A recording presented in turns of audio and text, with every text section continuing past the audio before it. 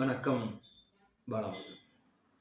BJP அடிவருடி அரசியல்வாதிகள் இப்போ ஒரு ரகமா நிறைய பேர் ஊருக்குள்ள சுத்த ஆரம்பிச்சிருக்காங்க.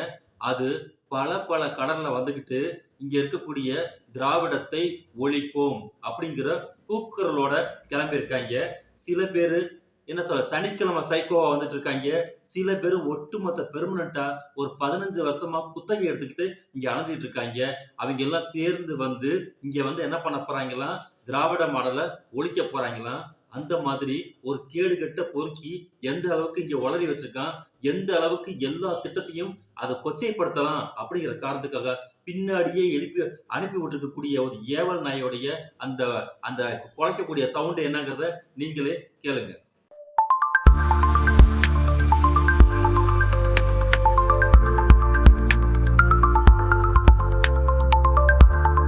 சச்சின் டெண்டுல்கர் படிச்சாரா பந்தை அடிச்சாரா? அவரை விட உலக போர் வச்சு ஒரு விளையாட்டு வீரர் உண்டா? அவரே சொல்றாரு, நான் 10ஆம் தேர்வுக்கு பயந்துகிட்டு போகலன்னு.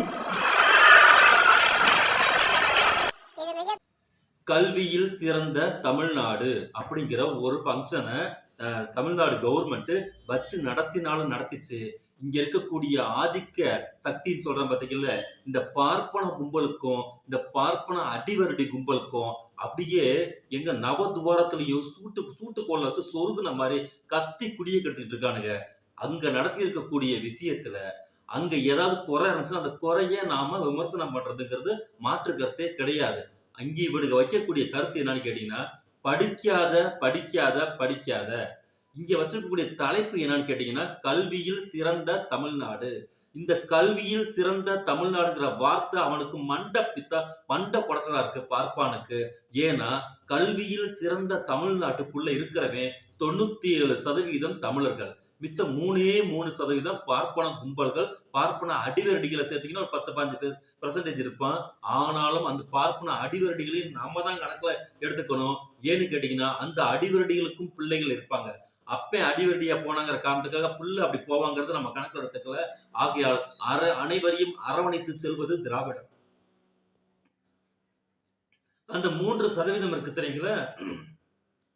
அந்த 3% இந்த 97ஐயும் என்ன பண்ணும் கேட்டீங்கன்னா சுத்தமா ஒழிச்சு விட்டுட்டு அந்த எல்லா கல்வி வளத்தையும் நாம எடுத்துக்கிட்டு இவனுங்களை கூலி பட்டாளமா வச்சிருக்கணுங்கிறது தான் அவங்களோட திட்டம். அப்படி இருக்கும் போது இங்க நான் முதல்வன் திட்டத்துல ஆரம்பிச்சு இந்த கவர்மெண்ட் 4 வருடமா கல்விக்கு எடுத்திருக்கக்கூடிய அந்த முக்கியத்துவத்துடைய ஃபீட்பேக்கை நேற்றுக்கு வந்து ஃபங்க்ஷனா பாக்குறோம். அனைவரையும் மெய்சிலிருக்க வைக்கக்கூடிய அளவுக்கு, உணர்ச்சிகள் பொங்கக்கூடிய அளவிற்கு அவங்க தங்களது அவங்கவுங்க தேர்ந்தெடுக்கக்கூடிய துறைகள்ல சாதிச்சுட்டு வந்து அந்த நன்றி பெருக்கோட அந்த ஃபங்க்ஷனை நடத்தி முடிச்சிருக்காங்க. ஆனா இங்க இருக்கக்கூடிய இந்த கூலி பட்டாளம் என்ன பண்ணுதுன்னு கேட்டீங்கன்னா, சச்சின் டெண்டுல்கர் படிச்சாரா, திருவள்ளுவர் படிச்சாரா, ஔவையார் படிச்சாரா, அவர் படிச்சாரா, இவர் படிச்சாரான்னு சொல்லிட்டு இந்த கண்ணுக்கு முன்னாடி இருக்கக்கூடிய செலிபிரிட்டிகள் இருக்காங்க பாத்தீங்கல்ல, அவங்களத்தான் கூட்டிட்டு வந்து இங்க எக்ஸாம்பிள் காட்டானே ஒழிய இங்க இருக்கக்கூடிய அனைவரும் 100க்கு 99 பேர் படிச்சிருக்கான் பாத்தீங்கல்ல, அவன் எல்லாமே வந்துட்டு என்ன குழியில வந்து செத்து போயிட்டானா? அந்த 99 பேத்துக்கு இருக்கக்கூடிய வாழ்வு இருக்கு பாத்தீங்கல்ல, அந்த வாழ்வு 99% அந்த கல்வியின் மூலமாக தான் ஏற்படுத்தி இருக்கு அப்படிங்கிற விஷயத்த அடியோடு மறைக்கிறதுக்கு தான் இந்த ஸ்பெஷாலிட்டியா இருக்கக்கூடிய ஸ்பெஷல் கேட்டகரியை கொண்டுட்டு வந்து முன்னாடி வச்சு அவங்க இதை படிச்சாங்களா அதை படிச்சாங்களா. உதாரணத்துக்கு நம்ம முதலமைச்சரே இருக்காரு, நம்ம முதலமைச்சர் துணை முதலமைச்சர் இருக்காரு, அவர் அதை படிச்சுதான் துணை முதலமைச்சர் ஆனாரா? இந்த முதலமைச்சர் நம்ம முதலமைச்சர் இதை படிச்சுதான் முதலமைச்சர் ஆனாரா? அவங்க அப்படி சொல்றான்னா இவன் பேச்சுக்கே நாம வருவோம். முதலமைச்சருடைய அப்பா முதலமைச்சரா இருந்தாரு, அதனால மகன் முதலமைச்சர் ஆயிட்டாரு, அப்படி இவன் பேச்சுக்கே நம்ம வருவோம். இங்க இருக்கக்கூடிய ஒரு எக்ஸப்ஷன் என்ன கேட்டீங்கன்னா, அந்த முதலமைச்சர் மக்கள் முன்னாடி போய் நிக்கிறாரு, மக்கள் வாக்கு செலுத்துறாங்க, அங்க இருக்கக்கூடிய கட்சியில் இருக்கக்கூடிய அனைவரும் ஜனநாயக முறைப்படி அவரை தலைவராக தேர்ந்தெடுக்கிறாங்க, அதுக்கப்புறம் போறாங்கிற ரூட்டெல்லாம் நான் பேசல. இவன் பேசியிருக்கக்கூடிய இந்த பேச்சு ஏன்னு கேட்டீங்கன்னா, அவன் இவன் என்கிற அந்த ஒருமை வார்த்தையை நான் ஏன் இந்த இடத்துல பயன்படுத்துறேன்னா, எந்த ஒரு கருத்துக்கும் கூட நாம எதிர்கருத்து வைக்கும் போது அந்த மரியாதை நிமித்தமான கருத்துக்களை தான் பதிவிடுவோம். ஆனா அட்ட பாடரா ஒருத்தன் இந்த சமூகத்தை காட்டி கொடுக்கணும்னே ஒருத்தர் களம் இறங்கி வர்றவனை வந்துகிட்டு அவனுக்கு எந்த விதமான மரியாதையும் நம்ம சொல்ல வேண்டியதில்லை. அவனுக்கு ஒற்றை சொல் ஒருமை சொல்லு நம்ம அதுக்கு போதுமானது. அந்த மாதிரி இந்த ஃப்ராட் என்ன பண்ணிருக்கான்னு கேட்டுட்டீங்கன்னா, அப்பா முதலமைச்சர் ஆயிட்ட காரணத்துக்காக மகன் முதலமைச்சர் ஆகிறாரு அப்படின்னு சொன்னா, அப்பா என்ன தொழில் செய்யறாரோ அதே தொழிலை மகன் செய்ய வேண்டும் அப்படின்னு இவன் சொல்றானான்னு கேட்கிறான். அதான் விஷயம். நாம என்ன சொல்றோம், அப்பா முதலமைச்சரா இருக்கும் போது படின்னு சொன்னாரு, மகன் முதலமைச்சரா இருக்கும் போதும் படின்னு சொல்றாரு, அந்த மகனுடைய மகன் துணை முதலமைச்சரா இருக்கும் போது படின்னு சொல்றாரு. அந்த 3 தலைமுறைகளும் என்ன சொல்லுதுன்னு கேட்டீங்கன்னா, படி படி படி அப்படின்னு சொல்லுது. இவன் என்ன சொல்றான்னு கேட்டீங்கன்னா, படிக்காத, படிக்காம என்கிட்ட வா, உனக்கு நான் கவர்மெண்ட் வேலை தர்றேன். இதெல்லாம் ஒரு சிம்பிள். ஒரு மாடு 10 தடவை 10 மாடு சாணி போடுதுன்னா அந்த 10 மாடோட சாணி ஆடுறதுக்கு எதுக்கு படிப்பு? அவன் என்ன பண்றான்னு கேட்டீங்கன்னா, நாம் அனைவரையும் கூலிப்பட்டாளமாக வைப்பதற்கான நியூட்ரலைசேஷன் பண்றக்கூடிய வேலையுமே தொடர்ச்சியா செஞ்சுக்கிட்டு இருக்கான். அதன் அடிப்படையில அவனுக்கான அத்தனை வளங்களும் இந்த பாசிஸ்டுகளும் இந்த பாசிச அடிமைகளும் எப்போதுமே சொகுசா தான் வாழ்வாங்க. நல்லா பாருங்களேன், அந்த அவங்களுடைய வரலாறு முழுக்க முழுக்க காட்டி கொடுத்தவங்க ஃபுல்லாவே சொகுசா தான் வாழ்வாங்க. அந்த அளவுக்கு ஃபுல்லா சொகுசான கேட்டகரியில வாழுவான். இது இல்லாம இவனுடைய புள்ள குட்டி தலைமுறை எல்லாத்தையுமே சொகுசான வாழ்க்கையில வாழையும் வச்சுட்டு அவனுக்கு தேவையான அளவுக்கு அவன் மொழியை கற்றுக் கொடுக்க கூடாது. மொழியை விட ஆங்கிலத்தை கற்றுக் கொடுக்கக்கூடிய அளவுக்கு மிகப்பெரிய ஸ்கூல்ல படிக்க வைப்பான். இன்ன பிற அத்தனை விதமான வசதிகளோட இருப்பான். ஆனா நம்ம கிட்ட என்ன சொல்லுவான்னு கேட்டீங்கன்னா, படிக்கிறதுனால படின்னு சொல்றதுனால எனக்கு என்ன பிரயோஜனம் வந்துட போகுது, எல்லாரும் படிச்சுட்டு என்ன வேலை பார்த்துட்டு இருக்காங்க அப்படின்னு சொல்லி இவனது 15 ஆண்டு கால வரலாறு இருக்கு பாத்தீங்கல்ல, அந்த வரலாறு முழுக்க RSS பிஜேபி என்னென்ன தின்று மிச்சம் வச்சு எலும்பு எடுத்து வெளியே போட்டக்கூடிய அந்த எலும்பு துண்டை கடிச்சுக்கிட்டு இங்க கக்கறதான் அவனுக்கு வேலை. இதே வேலையை கடந்த 50 ஆண்டுகளாக இந்த திராவிடத்துக்கு எதிராக செய்யக்கூடிய வேலையை தொடர்ச்சியாக இந்த மாதிரி எலும்பு பொறுக்கிகளுடைய மூதாதையர்களும் செஞ்சுட்டு வந்திருக்காங்க. அவங்களுடைய பேரெல்லாம் நம்ம சொல்ல வேண்டிய அவசியம் இல்லை. வரலாற்றுல இழிவுபடுத்தப்பட்ட பேர்களை நம்ம மறுபடியும் உச்சரிக்க வேண்டிய அவசியம் கிடையாது. ஆனால் கல்வி அப்படிங்கிற ஒரு விஷயம் ஒரு மனிதனை எங்கே கொண்டுட்டு நிறுத்தி இருக்கிறது என்று கேட்டால், குப்பை குழியில் கொண்டு நிப்பாட்டாது. அது அவனை மானமுள்ள மாண்புமிகு மனிதனாகத்தான் கொண்டுட்டு நிப்பாட்டி இருக்கும்.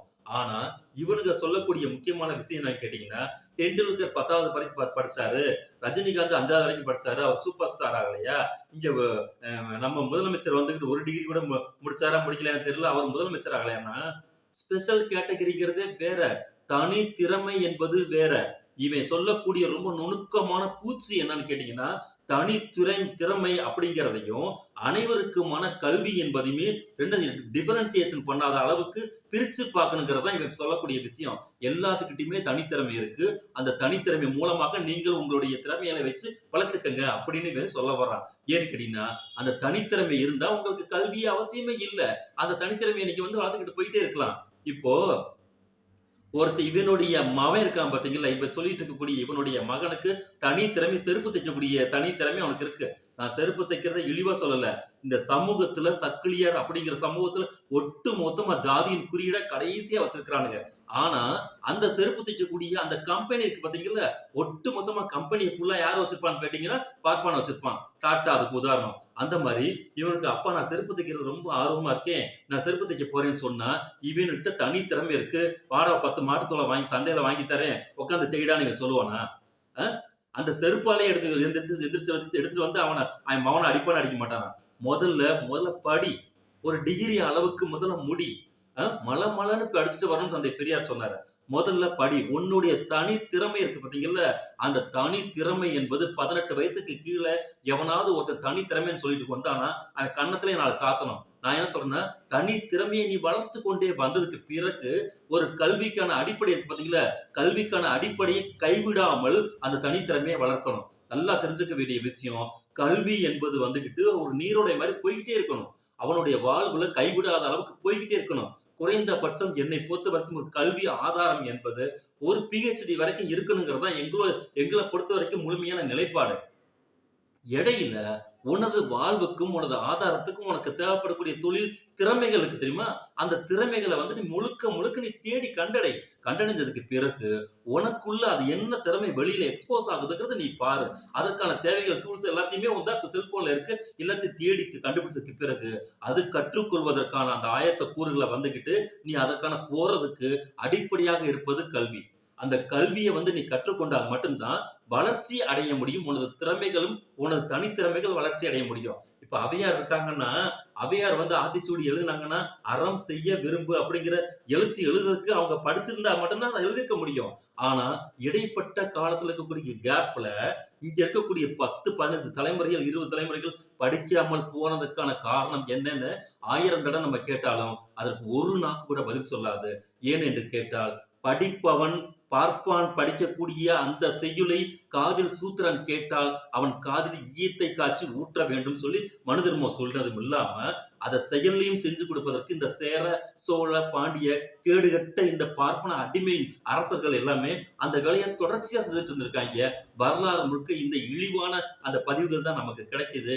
அதன் அடிப்படையில பார்ப்பான் மட்டுமே படிக்க வேண்டும், மற்ற அனைவரும் சூத்திர உழைப்பாளிகளாக இருந்து இந்த பார்ப்பானுக்கு தொண்டு செய்யக்கூடிய வேலையை மட்டும்தான் செய்ய வேண்டும் அப்படின்னு சொல்லிட்டு தஞ்சை பெருவுடையார்னு சொல்லி இன்னைக்கு வாய் அலன்னு அளக்கக்கூடிய இந்த கேடுகட்ட இந்த அடிமைகளுடைய வார்த்தைக்கு போய் பாத்தீங்கன்னா அத்தனை பேருமே அங்க பார்ப்பான அவ்வளவு சொகுசான வாழ்க்கையை வாழ்ந்திருக்கான். அதே மாதிரி பத்மநாபபுரம் பேலஸுக்கு போனீங்கன்னா அங்க எவ்வளவு பெரிய அண்டாக்கள்லாம் இருக்கு.